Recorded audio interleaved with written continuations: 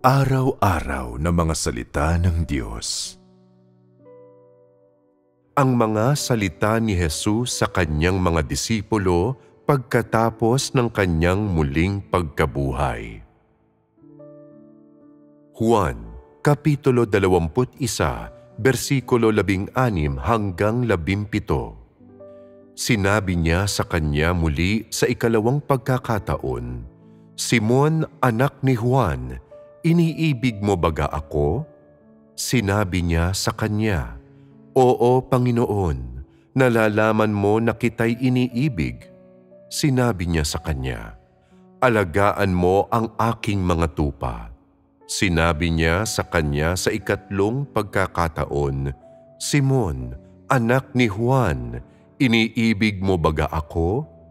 Nalumbay si Pedro sapagkat sa kanya'y sinabi ng ikatlong ulit, "Iniibig mo baga ako?" At sinabi niya sa kanya, "Panginoon, nalalaman mo ang lahat ng mga bagay. Nalalaman mo na kita'y iniibig." Sinabi sa kanya ni Jesus, "Pakanin mo ang aking mga tupa." Sa pag-uusap na ito, paulit-ulit na tinanong ng Panginoong Jesus si Pedro ng isang bagay. "Simon, anak ni Juan, iniibig mo baga ako?" Ito ay mas mataas na pamantayang hiningi ng Panginoong Jesus mula sa mga taong gaya ni Pedro pagkatapos ng kanyang muling pagkabuhay na tunay na naniniwala kay Kristo at nagsisikap na ibigin ang Panginoon. Ang tanong na ito ay isang uri ng pagsisiyasat at pag-uusisa, ngunit higit pa rito, ito ay isang hinihingi at inaasahan sa mga taong gaya ni Pedro. Ginamit ng Panginoong Jesus ang pamamaraang ito ng pagtatanong nang makapagbulay-bulay ang mga tao sa kanilang mga sarili at masuri ang kanilang mga sarili at magtanong, ano ang mga hinihingi ng Panginoong Jesus sa mga tao? Mahal ko ba ang Panginoon? Isa ba akong tao na umiibig sa Diyos? Paano ko dapat ibigin ang Diyos? Kahit na itinanong lang ng Panginoong Jesus ang katanungang ito kay Pedro, ang totoo ay sa kanyang puso sa pamamagitan ng pagtatanong kay Pedro ng mga katanungang ito, ninais niyang gamitin ang pagkakataong ito upang itanong ang ganitong parehong uri ng katanungan sa mas maraming tao na naghahangad na ibigin ang Diyos. Pinagpala nga lang si Pedro na magsilbing kinatawan ng ganitong uri ng tao na tumanggap ng pagtatanong na ito mula sa sariling bibig ng Panginoong Jesus. Kung ihahambing sa sumusunod na mga salita na sinabi ng Panginoong Jesus kay Tomas pagkatapos ng kanyang muling pagkabuhay, "Idaiti mo rito ang iyong kamay at isuot mo ito sa aking tagiliran at huwag kang mawalan ng pananampalataya kundi maniwala." Ang kanyang tatlong ulit na pagtatanong kay Pedro, "Simon, anak ni Juan, iniibig mo baga ako?" ay nagpapahintulot sa mga tao na madama ng mas mabuti ang pagiging istrikto ng saloobin ng Panginoong Jesus at ang pagmamadali na kanyang nadama sa panahon ng kanyang pagtatanong. Pagdating sa mapagdudang si Tomas, dahil sa kanyang mapanlinlang na kalikasan, pinahintulutan siya ng Panginoong Jesus na idaiti ang kanyang kamay at hawakan ang mga bakas ng pako sa kanyang katawan na nagdulot sa kanyang maniwala na ang Panginoong Jesus ay ang anak ng tao na muling nabuhay at kilalanin ang pagkakakilanlan ng Panginoong Jesus bilang Kristo. At bagaman hindi mabagsik na pinagsabihan ng Panginoong Hesus si Tomas at hindi rin niya ipinahayag sa salita ang anumang malinaw na paghatol sa kanya. Gayunman ay gumamit siya ng praktikal na mga pagkilos upang ipabatid kay Tomas na naunawaan niya siya habang ipinakikita rin ang kanyang saloobin at pagpapasya sa gayong uri ng tao. Ang mga hinihingi at mga inaasahan ng Panginoong Hesus sa gayong uri ng tao ay hindi makikita mula sa sinabi niya, sapagkat ang mga taong gaya ni Tomas ay wala talaga ni katiting na tunay na pananampalataya. Ang mga hinihingi ng Panginoong Hesus sa kanila ay hanggang doon lang, ngunit ang saloobin na kanyang inihayag sa mga taong gaya ni Pedro ay lubos na naiiba. Hindi niya hiningi na idaiti ni Pedro ang kanyang kamay at hawakan ang kanyang mga marka ng pako, ni sinabi niya kay Pedro, "Huwag kang mawalan ng pananampalataya, kundi maniwala." Sa halip, paulit-ulit niyang itinanong ang iisang katanungan kay Pedro. Nakapupukaw ng kaisipan at makahulugan ang katanungan, isang katanungan na hindi maiiwasang magdulot sa bawat tagasunod ni Kristo na makadama ng pagsisisi at ng takot, subalit para maramdaman din ang balisa, malungkot na lagay ng loob ng Panginoong Hesus. At kapag sila ay nasa matinding kalungkutan at pagdurusa, magagawa nilang mas maunawaan ang pag-aalala ng Panginoong Hesukristo at ang kanyang pagmamalasakit.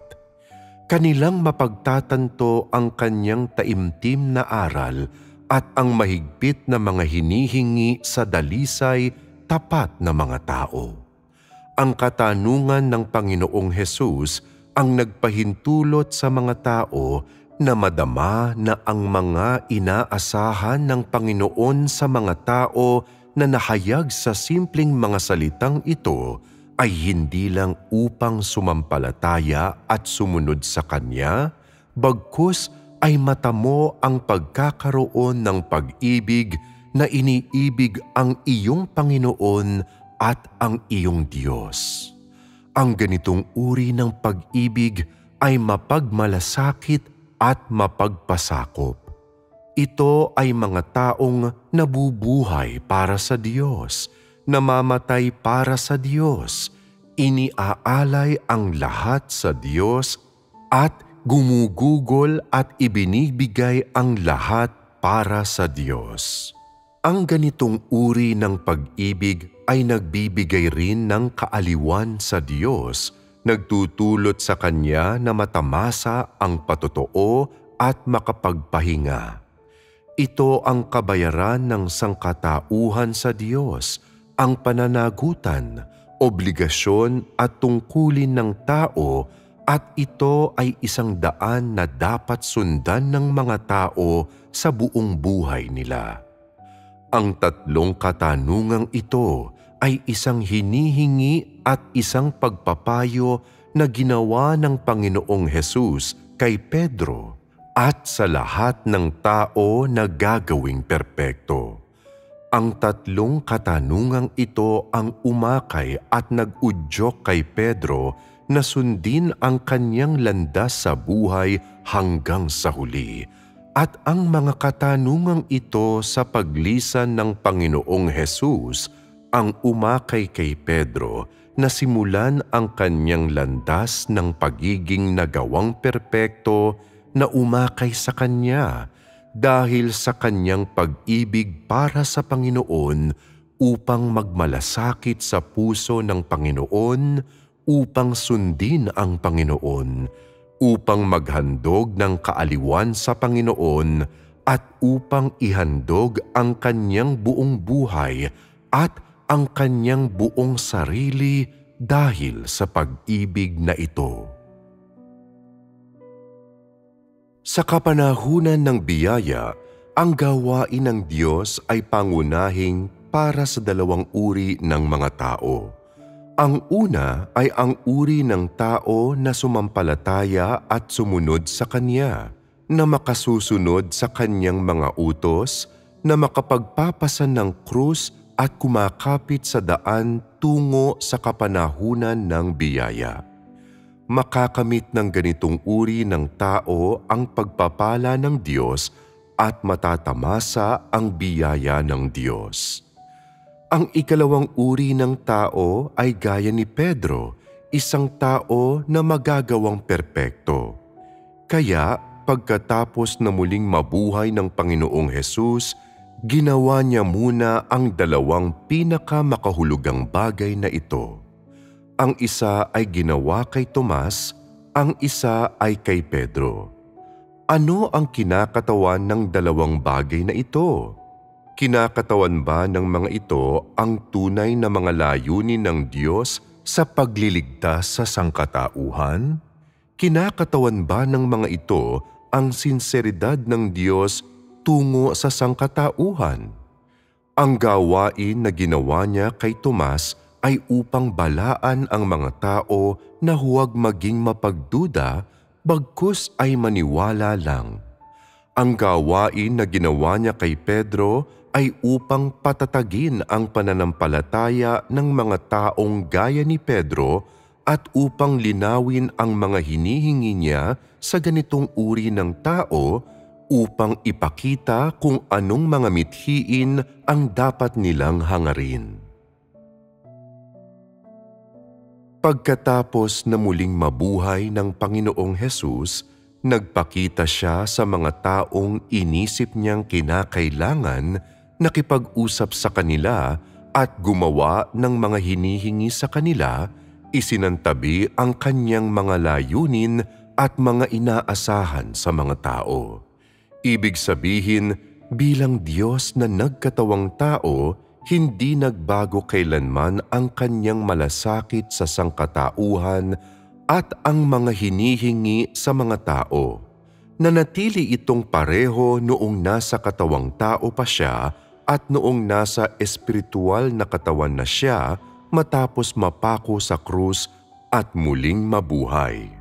Nag-aalala siya sa mga disipulong ito bago siya itinaas sa krus at sa kanyang puso ay malinaw sa kanya ang kalagayan ng bawat isang tao at naunawaan niya ang pagkukulang ng bawat isang tao at, mangyari pa, ang kanyang pagkaunawa sa bawat isang tao pagkatapos niyang mamatay, muling mabuhay at maging isang espiritual na katawan ay gaya pa rin ng dati nang siya ay nasa katawang tao pa.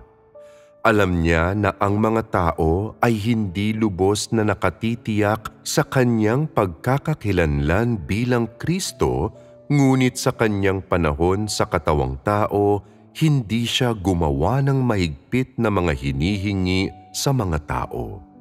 Gayunpaman, pagkatapos niyang muling mabuhay, nagpakita siya sa kanila at ginawa niya silang lubusang nakatitiyak na ang Panginoong Hesus ay nagmula sa Diyos at na siya ang Diyos na nagkatawang tao at ginamit niya ang katunayan ng kanyang pagpapakita at ng kanyang muling pagkabuhay bilang pinakadakilang pangitain at motibasyon sa habang buhay na paghahangad ng sangkatauhan.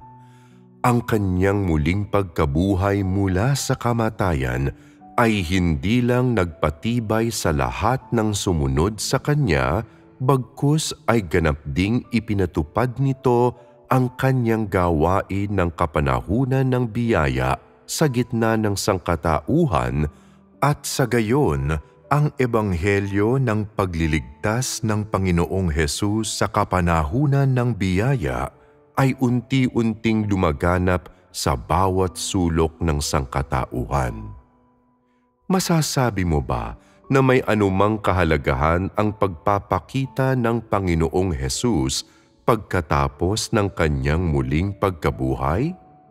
Kung ikaw ay si Tomas o si Pedro sa panahong iyon at nakaharap mo ang isang bagay na ito sa iyong buhay na totoong napakamakahulugan, anong uri ng epekto ang idudulot nito sa iyo? Makikita mo ba ito bilang pinakamaganda at pinakadakilang pangitain sa iyong buhay ng paniniwala sa Diyos? Makikita mo ba ito bilang isang puwersa na nagtutulak sa iyo sa iyong pagsunod sa Diyos, sa pagsisikap na mapalugod siya at sa paghahangad na ibigin ang Diyos sa buong buhay mo? Gugugol ka kaya ng isang habang buhay na pagsisikap upang ipalaganap ang pinakadakilang pangitaing ito? Tatanggapin mo kaya ang pagpapalaganap ng pagliligtas ng Panginoong Hesus bilang isang tagubiling mula sa Diyos? Kahit na hindi pa ninyo nararanasan ito, ang dalawang halimbawa ni Tomas at Pedro ay sapat na para sa makabagong mga tao na magkamit ng isang malinaw na pagkaunawa sa Diyos at sa Kanyang kalooban.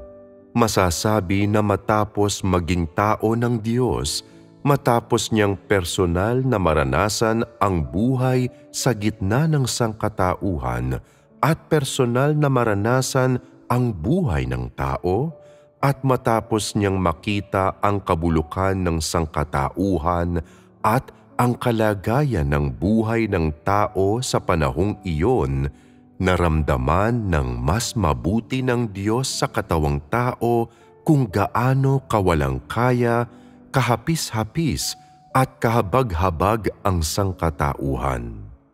Nagkaroon ang Diyos ng higit pang pakikiramay para sa kalagayan ng tao dahil sa kanyang pagkatao na taglay niya habang nabubuhay sa katawang tao dahil sa likas na pag-uugali ng kanyang katawang tao.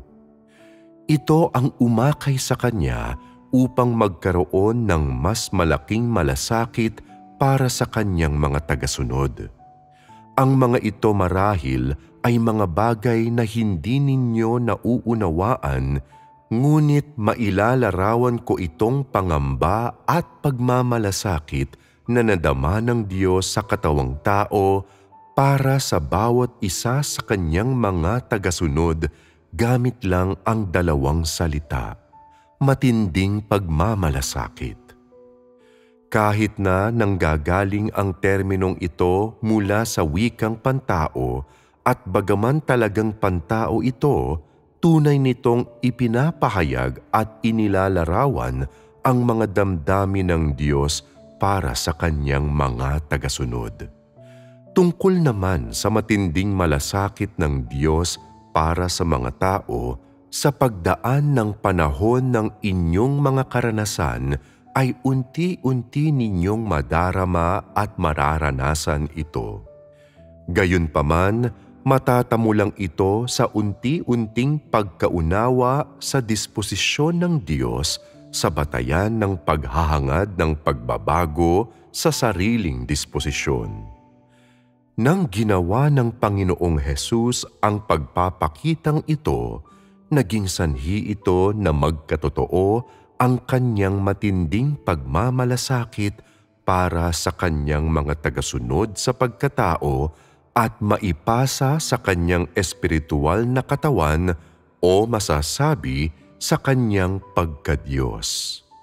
Ang kanyang pagpapakita ang nagpahintulot sa mga tao na minsan pang maranasan at madama ang malasakit at pangangalaga ng Diyos, samantalang pinatutunayan din ng buong kapangyarihan na ang Diyos ay ang isa na nagpapasimula ng isang kapanahunan na nagbubukas sa isang kapanahunan at siya ring nagtatapos sa isang kapanahunan.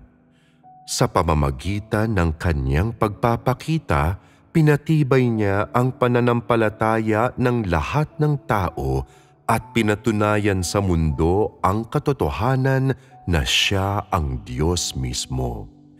Ibinigay nito sa kanyang mga tagasunod ang walang hanggang pagpapatibay at sa pamamagitan ng kanyang pagpapakita ay sinimulan din niya ang isang yugto ng kanyang gawain sa bagong kapanahunan.